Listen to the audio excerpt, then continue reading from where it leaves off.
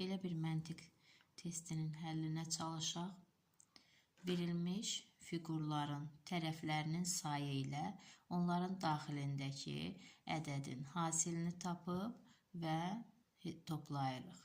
Birinci fiqurumuz 4 tərəflidir. 4'ü 1'ə vururuq 4. İkinci fiqur 3 tərəflidir.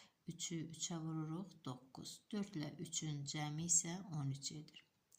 Bu çoxbucaqlı fiqurun tərəflərinin sayı 6'dır. 6 dəfə 2'nin 12.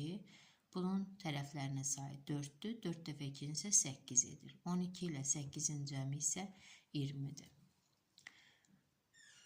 Bu çoxbucaqlı fiqurun tərəflərinin sayı 5'dir. Daxilindəki ədəd 3'dür.